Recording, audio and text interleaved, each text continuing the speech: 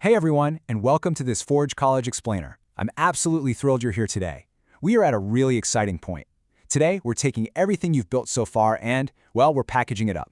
Think of this final step of your Solana Capstone project kind of like drawing up a master engineering patent.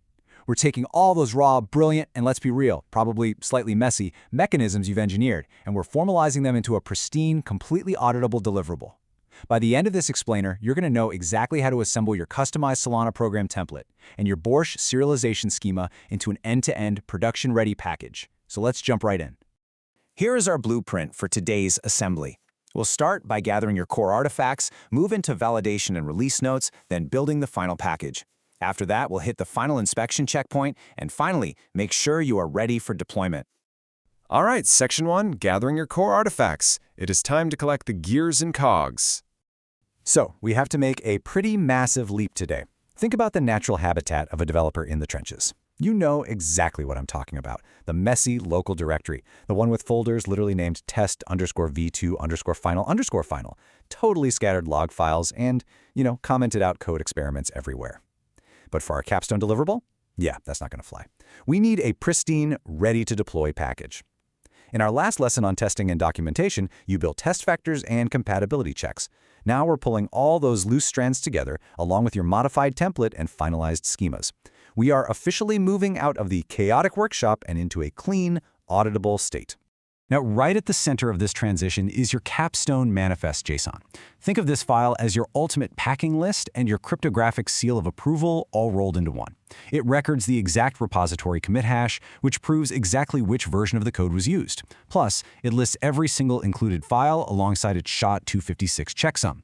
Why does this matter? Well, if even one single byte of a file changes after packaging, that checksum completely breaks. It acts as a glaring alarm to anyone looking at it that the package has been tampered with. This is absolutely the cornerstone of reproducibility. Moving right along to Section 2, Validation and Release Notes, proving it works. Okay, I always like to deliver this hard truth with a smile. These test artifacts, they aren't just mere suggestions. Your unit tests, your integration harness outputs, and those serialization test vectors you meticulously crafted, they are not optional documentation. They are strictly required artifacts that definitively prove correctness to anyone auditing your package. Think of them as your Solana program's life insurance policy. And right alongside those tests, we need the manual. Your release notes must explicitly state your engineering choices. Why? Well, so future engineers, or honestly, future you in 6 months, don't accidentally break the build. You have to document your encoding choices. What are your enum discriminant values? What is the strict field ordering? What are the alignment rules? You also need to outline your versioning strategy and give concrete migration examples, showing how old serialized bytes map to the new schema fields. Setting up clear rules today is going to prevent massive upgrade headaches tomorrow, for sure. Section 3. Building the final package. Time to run the assembly line. Hard hats on, everyone. It's time to actually build this thing step by strict step. Step 1. Prepare.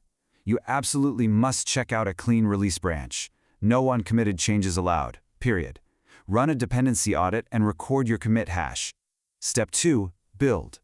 Run your configured toolchain to compile your code into the target artifact, which is usually a .so file for Solana programs. Step 3. Validate.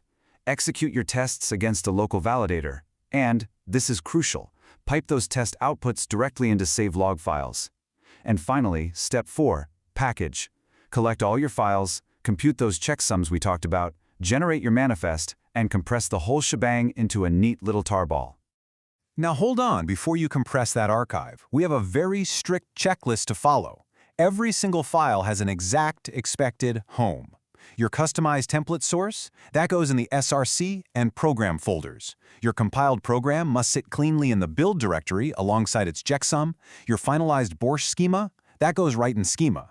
And all those vital test artifacts and logs, they belong strictly in the build and validation folders. Organizing everything exactly by these paths means that automated scripts, and human auditors for that matter, can instantly navigate your package without playing a guessing game. Okay, Section 4, the final inspection checkpoint. Welcome to the quality assurance phase. So you've packaged it up, now you need to audit it. This relies on a really rigorous 5-step checkpoint process to create an auditable trail showing the package is totally complete. First up, Open that manifest and manually verify the checksums actually match the files. Second, read through your build and test logs. Make sure those assertions are passing and there are 0 silent failures. Third, confirm your compatibility report explicitly shows backward compatibility. Fourth, and don't skip this, actually extract your own archive into a temporary folder and run a smoke test. Does it compile on our fresh clone? Finally, if all of that passes, you formally sign off on the inspection markdown file with your name and a timestamp. Checking these boxes means your capstone is fully complete, reproducible, and ready for a real audit. And that brings us to Section 5, Ready for Deployment. Let's look at the 3 core pillars of readiness. We're at the finish line, so let's tie this all together with the core takeaways of our entire module. These 3 pillars are exactly what elevate a simple Solana script into a professional, enterprise-grade application. Pillar number 1 is reproducibility. Anyone, anywhere, should be able to take your metadata and scripts and rebuild your exact artifact. Number 2 is explicit serialization contracts. By documenting your rules and field ordering, you are guaranteeing that future upgrades won't catastrophically break data compatibility. And number 3 is verifiable validation. You aren't just saying, hey, it works, you're providing the logs and test vectors that mathematically prove it works. This dual nature, being both a verifiable snapshot and a runnable codebase, is what makes your capstone incredibly valuable.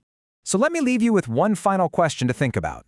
Have you built a reproducible, fully auditable snapshot of your Solana project? Because if you've followed these steps we laid out today, the answer is a resounding yes. You've successfully synthesized planning, customization, testing, and packaging into a single, highly professional deliverable. A huge congratulations on finishing this module. This explainer was made by Forge College.